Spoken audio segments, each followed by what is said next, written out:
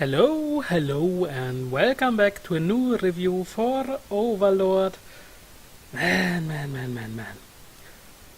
I'm really happy that we see the continuation of last week's episode with a troop of 5,000 of the Prince of the Kingdom marching onto the Karna village. And yeah, we saw it happen from the eyes of the villagers this time. So Enri is back, and boy, seriously, how close are we that we get the official they did it and Enri will get a kid from Nfea? Because, let's be real here, it was really close. Like, seriously. There's no way in hell that this is not going to happen in the future. And while we're talking about them, seriously, the wingman, the goblins, how are these so good at being a wingman?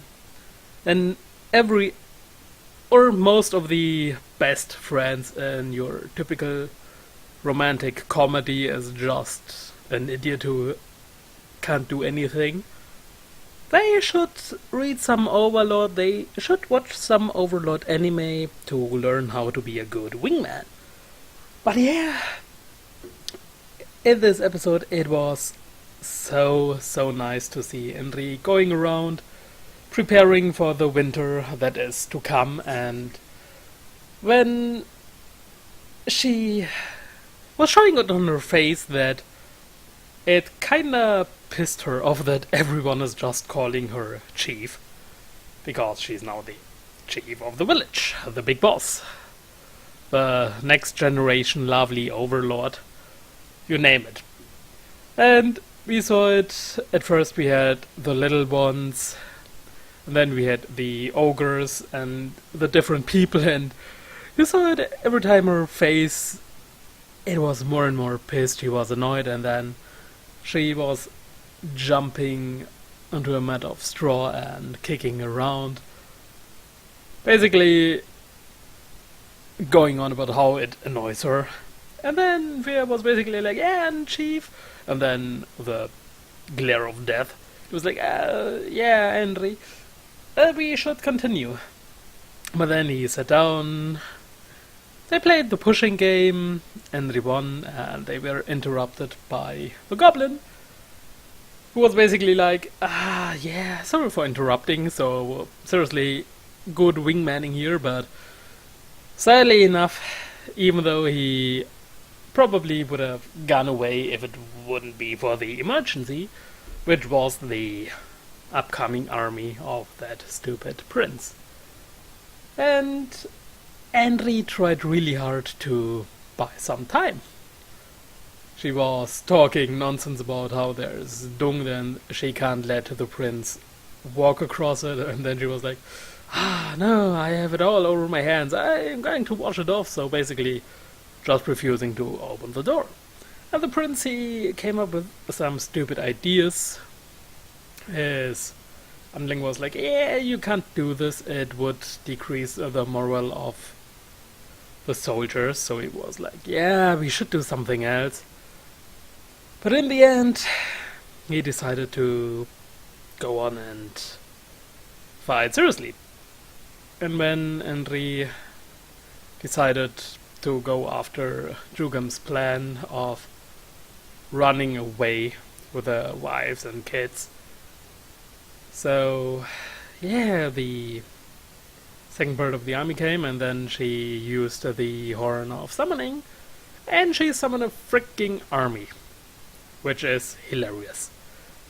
So this part with the army, and then we saw the different types of goblins. We saw the magic caster, the bowman, the assassins, the foot soldiers, the riders, you name it, the entire army, and it was so awesome. It was really like, yeah. And even though she used a magic item, according to Ainz, which is a crappy item of the game, But Enri used it and she brought along some crazy ass goblins, which was hilarious. So seeing her standing there having command over this huge goblin army. I mean, the army is there are about 5,000 goblins, so it's pretty huge for a single village, if you think about it. And even Eins was surprised, because the item should only be able to summon a few. But this now leaves the question, what the heck did Enri do? Was it a combination of the different classes she had or the jobs? Or was it basically that the item over time had effect by the world, because now it's a real world and not just a game anymore? Or yeah, you name it, it's really hard to tell, and maybe it was just because Enri wasn't just your normal village girl, because now she's the chief, and if I remember, she even had the class or the job of the general from her character sheet that was in the novel, so maybe it's her position, her job class, it's a combination of the different things that happened, and now we have this, so it really opens a huge box for speculation of what is going on, how could she do this, and an even better question is, how will it play out in the future? How will it affect the curse for the village? Will the village automatically expand because there are now even more goblins? Or maybe they will be able to go back and then come back? It's really hard to tell. Or maybe the army of the goblins will be stationed in the Great Tomb of Nazarick and only a few will be in the village, so to keep everything safe. It's really hard to tell, and because I haven't read the light novel so far yet, because the official English release is kinda slow, which makes me sad, so freaking sad. Because, I don't know, 3 to 4 months per volume, it's a freaking long time, I have to say. But then, with this episode, with the continuation of the war, and especially with Lupisregina, who was ordered by Eins to watch over the 4 important people of the village, it was really crazy, because she even was surprised about that huge army, and then she apparently asked Eins to get some of the goblins so that she can, well, clean up after the prince, basically giving him the massacre he wanted. Really goes full circle to the first episodes of Overlord, huh? With the crazy dude from the Slain country.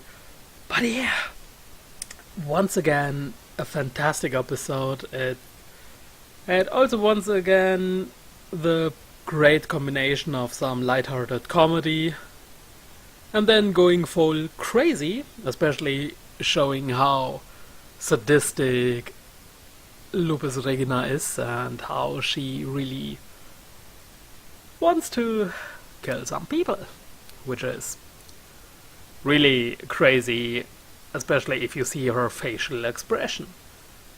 So yeah, the way she showed up at the end, and it's kind of funny because the goblin army, they didn't wipe out the prince, because the strategic goblin was basically going on like, yeah, if we do this, there's nothing we have to negotiate.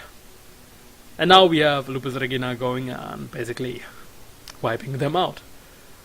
So it's a really fun time that we have ahead in the next episode. So yeah, I'm really curious to see where this is going, and I really hope we will get another season so that we can get what is coming after it. But all in all, like I've already said once again, it was a freaking awesome episode, and Overlord is just one of those shows. You watch it, the 20-something minutes, they're flying by, you don't realize how fast the time moves, and then boom, the ending scene pops up, and it's like, man, another episode done and another week to wait. But yeah, this is obviously the strong point of Overlord. It's such a good show. So, and I really should try to look into the light novel fan translation if it's still going on, so that I can simply catch up. Because I am so curious about what is going to happen next, and it really bugs me that the official translation isn't this far yet. But yeah, I think I will leave it with this for today, so as always, thanks for watching, and I hope I will see you guys next time as well. Thank you, bye bye, see you later.